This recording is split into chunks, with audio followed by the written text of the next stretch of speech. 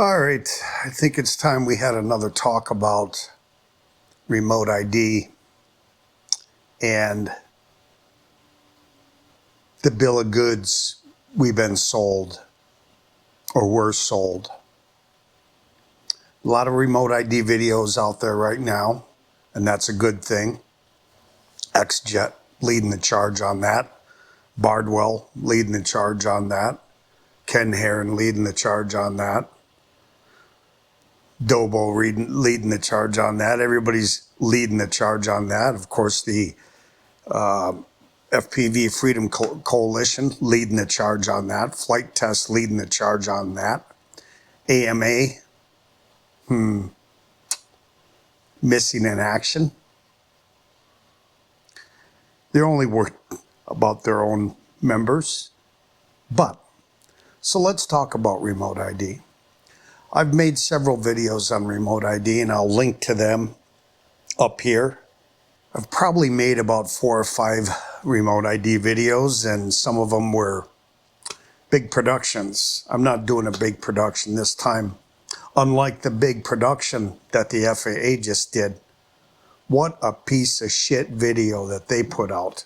Oh my God. That'll be linked in the description. If you haven't seen that yet, the scenarios in there are so far-fetched.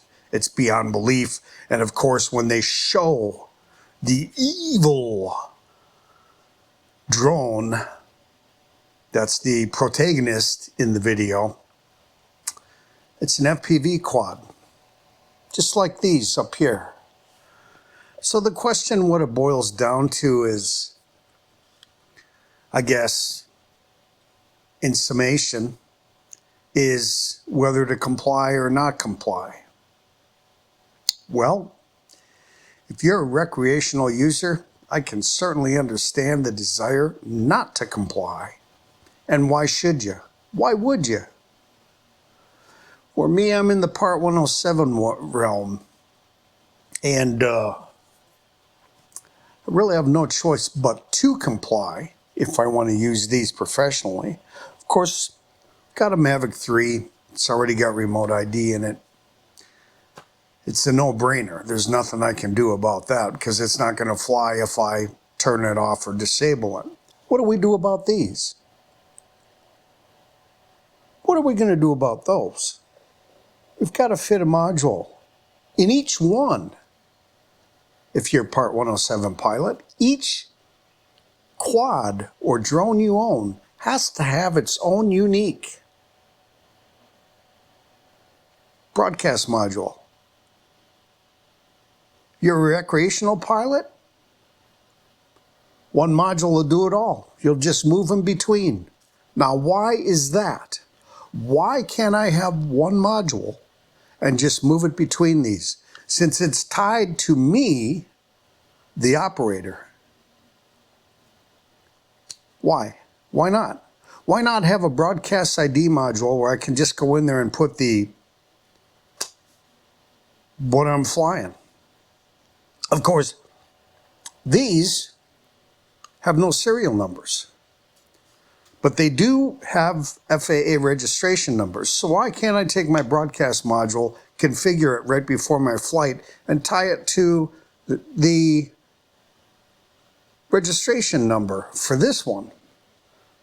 Decide to fly another one, tie it to this registration, transfer the broadcast module. They're making it difficult intentionally to comply if you're Part 107. And I fly all of these Part 107. I do golf courses, and I fly multiple quads when I do a golf course. But that's another story for another time. So, regarding the bill of goods, when FAA remote ID was first proposed, we fought tooth and nail to get the network remote ID component out of it. 58,000 comments to the FAA got them to back off. But did it really? Or were they just not ready for it? Because if you watch that FAA video, which is again linked below, your flights are tracked via network, third party. The FAA is not going to track it. There's going to be a third party that tracks it. And that's how all these agencies, these alphabet agencies, skirt the law and get around the law. They just throw an edict out there. They get a third party commercial outfit to cooperate with them or take the money. And then that third party corporation does the dirty work. The FAA is not going to track that, but that information is going to be in a database somewhere. And of course, we knew this was going to happen. Network remote ID is happening. It's going to happen first in your cities. They're going to tie, some Bluetooth antennas up there, some Wi-Fi antennas to listen for the drones that are in the area. And they're going to track those. And they are going to be tied to your standard remote ID broadcast or standard remote ID or broadcast module. They will be tied, and they will have a history of all your flights depending on what location. So the 58,000 comments basically went in the trash can. All it did was delay it. And for those of you who hang on to the hope that the 250 gram limit will be raised to 1 kilogram, I'm afraid that that is not going to happen. The security agencies of this state, of this government, are not going to allow that to happen. In fact, I would venture to say that the 250 gram rule, that's going to go away as well.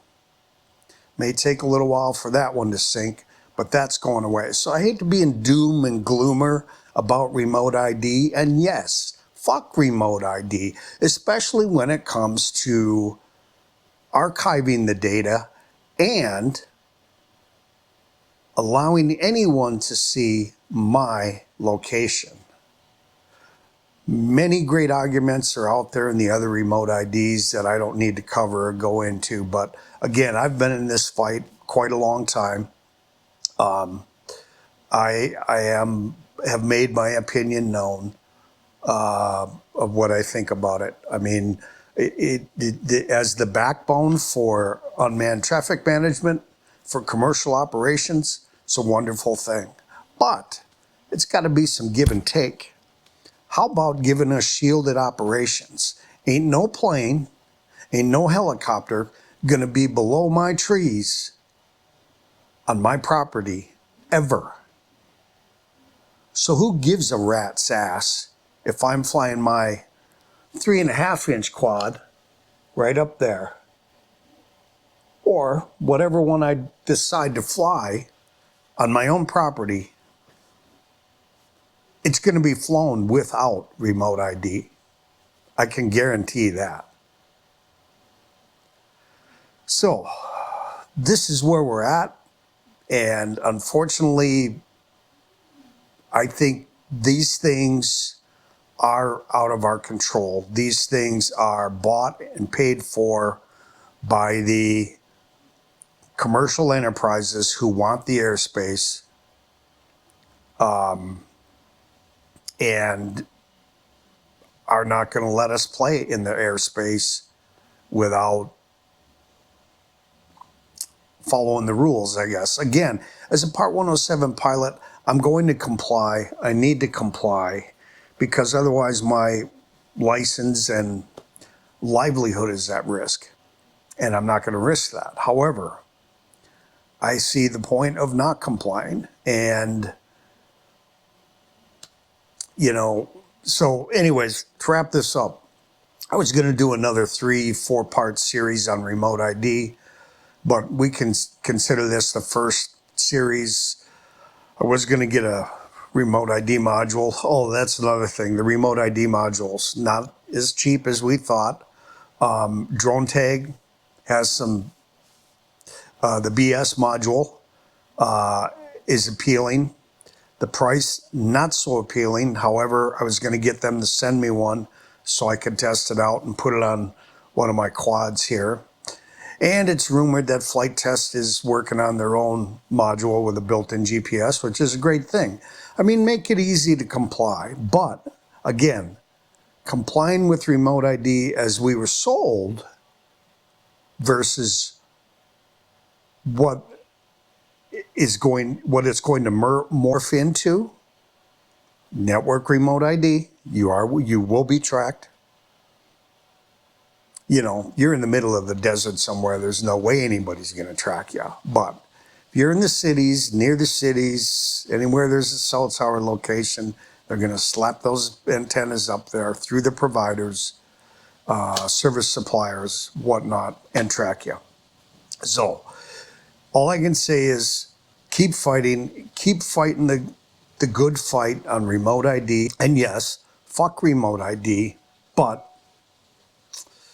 I'm afraid that